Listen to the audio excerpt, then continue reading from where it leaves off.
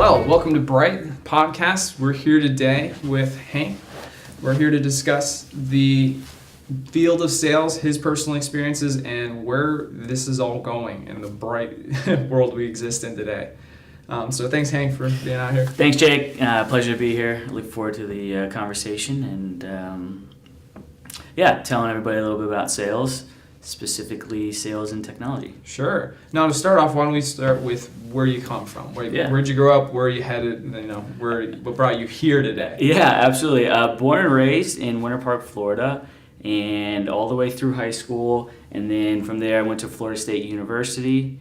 And then right after graduating from college, I moved up to the Washington, D.C. area, specifically Northern Virginia, and stayed there for about 7.5 years till I moved back down to attend Crummer. Yeah, awesome. You did the full boomerang back. That's right, exactly. Yeah, it's hard to leave the warmth of Florida, right? I know, for the seasons of the Northeast. I tell you what, Washington, D.C. is a special place. It's nation's capital.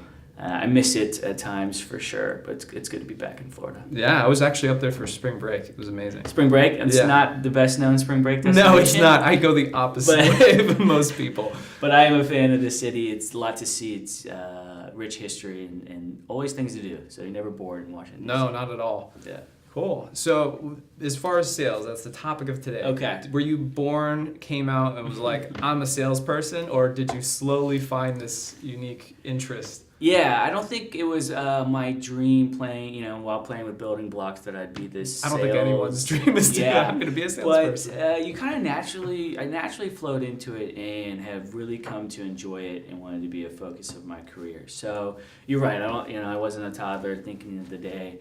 But as you grow up and you go through your career, you find things that you're good at and you're interested in them, and you just start to hone in on those skills and look for opportunities.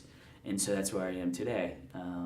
Sales has been a great career choice for me. Awesome. What was the first thing you ever sold? Do you remember? Oh, goodness. I'm sure it was a baseball card back in elementary school. Yeah.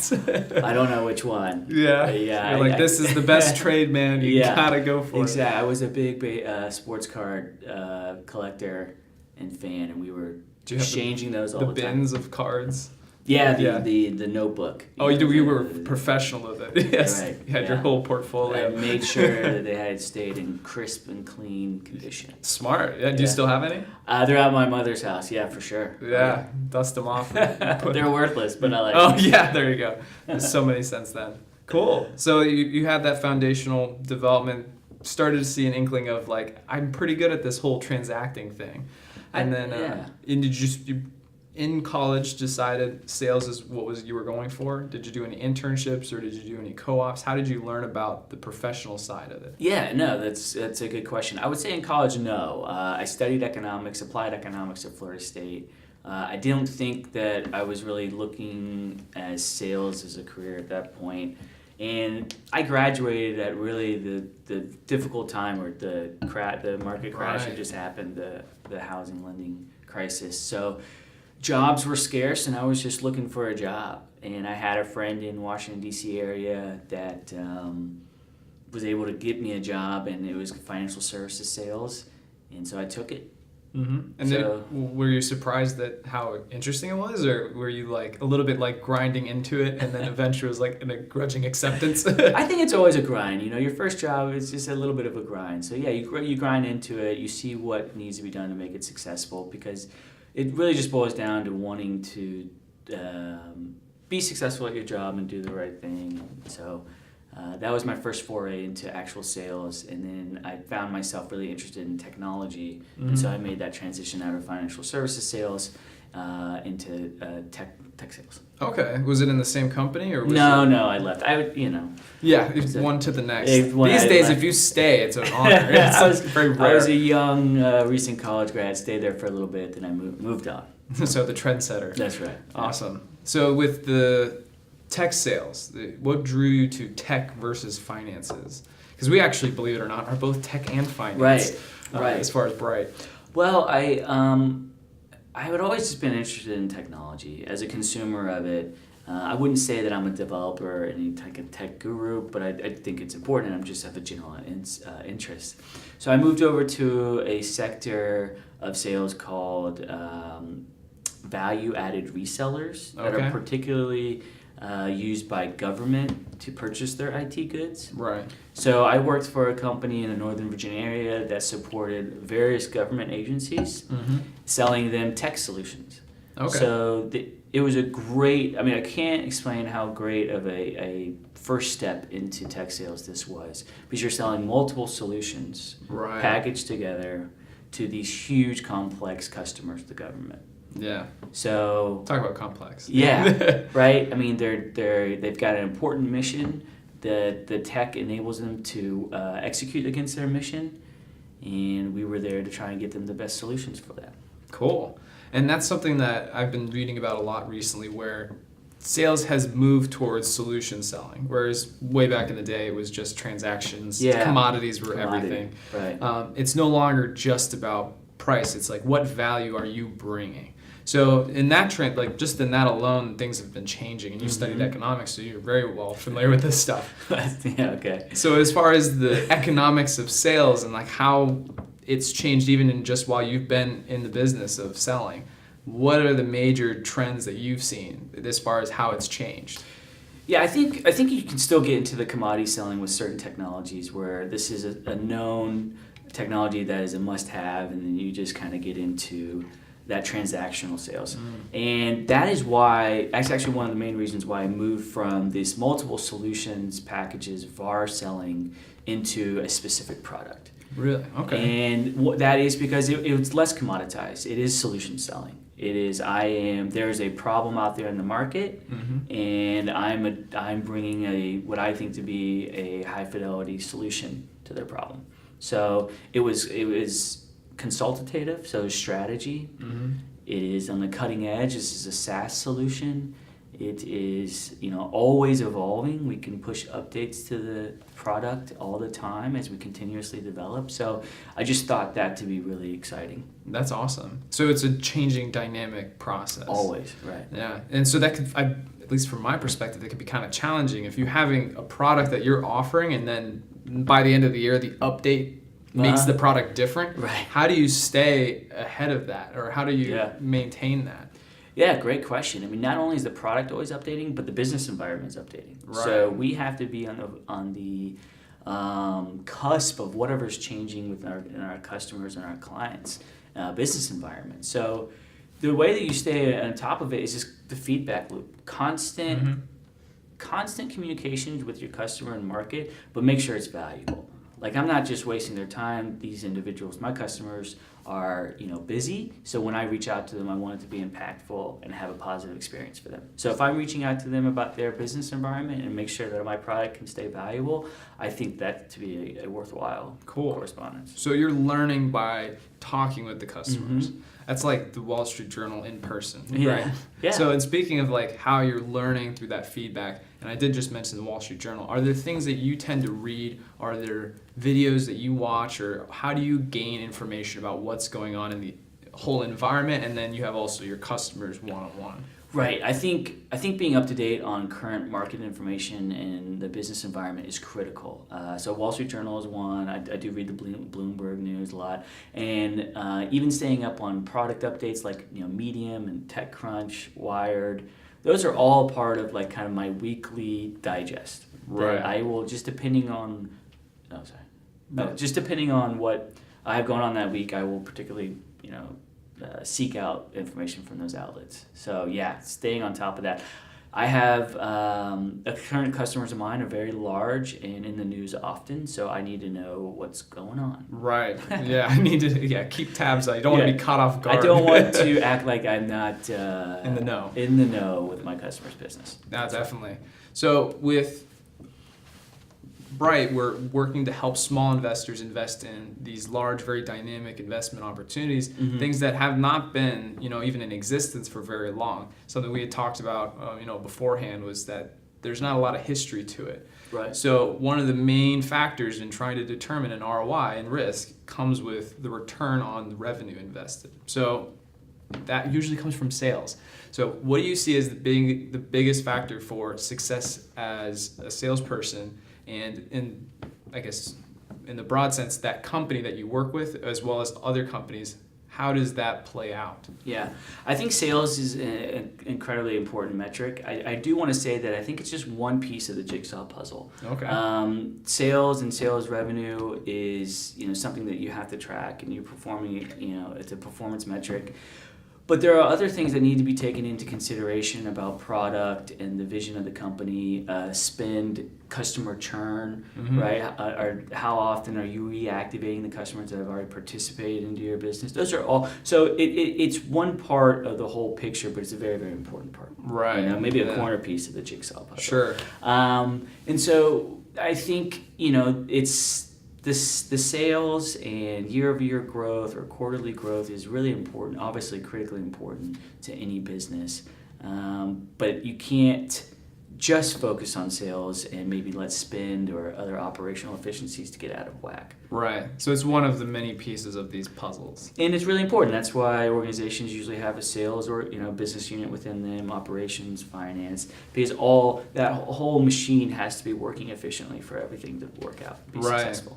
So as far as your role as a salesperson in an organization, what are the things that you tend to interact with within the company? So you were mentioning spend and other operational aspects. If you're tied up doing other things that are not going out and selling, then that takes away from your time to be able to generate revenue for the company and all these other things that play into that.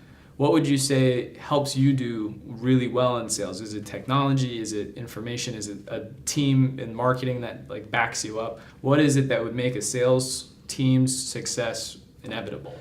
I think it's a great question. I think the team part is really the most important. Open communication within your organization and really that sense of team is probably first and foremost. I mean, and then it's the product, right? What are you selling? Do you really have a rich understanding of what the product does? Do you have a rich understanding of the market that you serve? And I would say all of those other, support functions are critically important, marketing and finance, operations.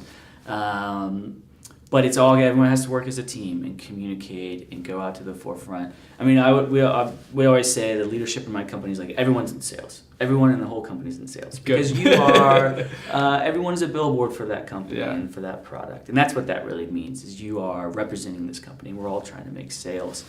So I can't say that there's one particularly business function that may help more than another. It just maybe depend on the deal. But they do have to all be the yearly success is the team. I mean, the team and the product. Okay, so between the two, the jockeys and the horse, it's all got to. It's all has to gel together. To think that there's just if you have this one rock star that continuously hits their number, but everyone else falls flat, is the company really healthy?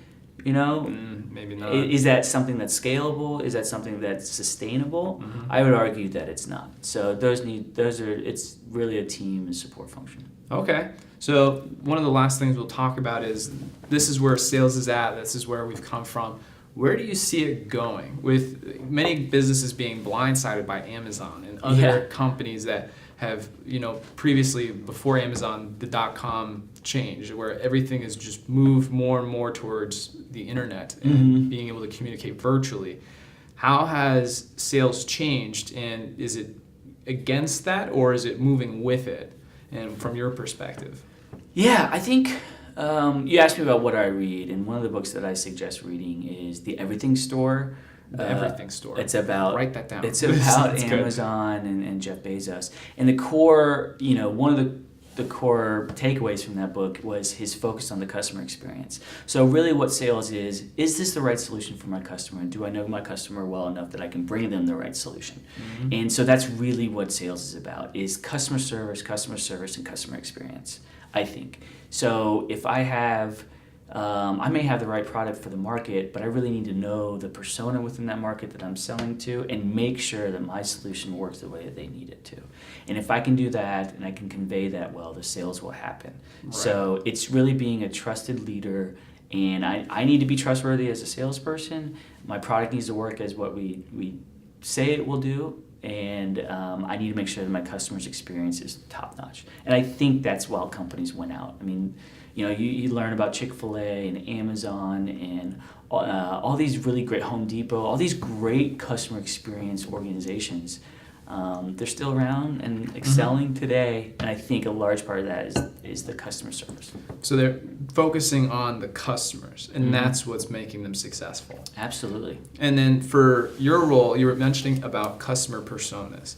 And so could you kind of elaborate for the audience what a customer persona would look like, and how would a salesperson, rather than maybe a website, address it better? Right. So when talking about personas and a product that maybe you're selling, is how does the person that use your product? So is there a particular role or individual within an organization that leverages your product? Maybe it's a marketing solution and you need to sell this to the chief marketing officer. Well, that's what a persona is. So what makes up a chief marketing officer? What are their roles and responsibilities? What are their daily struggles in the market? How are they trying to become more efficient in their role? Is there something that this product can do, make their job easier or make their team more efficient? So that's really what kind of persona selling is. Selling to a marketing individual may be very different than selling to a finance individual, because they need different solutions to do their job. Okay, so it's looking at who am I going to be interacting with, who has the problem that I'm going to be addressing, and then tailoring your presentation or your sales strategy to that person. Absolutely. I mean, could you imagine selling an IT product to an R&D professional? These are different. You're using different terms. You're using different business cases. The use case, the way that they're going to interact with the solution could be very different. Right. So you need to be buttoned up on how you approach your prospects and making sure that you understand what their problems are so you can bring the right solution. Right. It's awesome. critical. And so that's really what persona messaging is having a deep understanding of the people that are using the solution and how they're interacting with it. And what their role is. Yeah, that's awesome. Yeah. And so the last thing we'll talk on is you mentioned a book, and then we've talked a little bit about the process of going through sales. Is there any technology that you use or utilize, or that salespeople in general have been changing and using more of? Right. I know even within I've done sales in the past 5 years, it's radically changed. It went from paper to iPads and beyond. And so in your experience and then what you've seen, what do you see things moving towards? Not to be a commercial for some of these solutions, but they are very good. Of course, any CRM, customer relationship management software, so Salesforce is a software that we use. I particularly like another one. It's a customer, it's kind of account management solution, customer service solution. It's called Amity. So I can check the health of a customer and their NPS scores. That's a Net Promoter Score. How likely are they to refer this solution to a friend or a colleague? There's another one, Airtable, that I use to kind of track some prospects and this what type of the cycle, what stage of the cycle that they're in.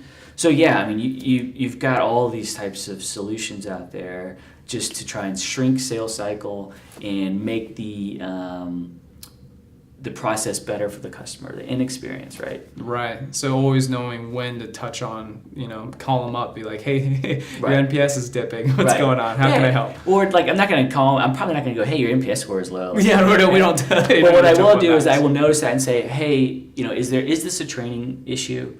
Is this a product feature issue that we need to? Is something changing on their end that we're no longer supporting in the right way or the best way that we can? So maybe there's a product feature. So I just need to, if they're having a bad experience, my job is to say, okay, what's going on? How can we help? Where can we fill this gap? Right. So put on the detective hat. Yeah. Searching what's going on. If you're not doing that, I think that's just a little bit lazy. I mean, each one of these customers is really important. Awesome. Well, thank you so much, everyone, for listening. And Hank, yeah, for coming Jake, out. Pleasure. It's been awesome. Yeah. Catch us later on. Is there any way that you have anything that you're starting up, anything that you're doing that they could find you on, or LinkedIn? LinkedIn, Hank Emerson, LinkedIn. So happy to connect, and I appreciate you guys having me out here. It's been excellent. Yeah, thank you so much. All right. Have a good one. Thank you.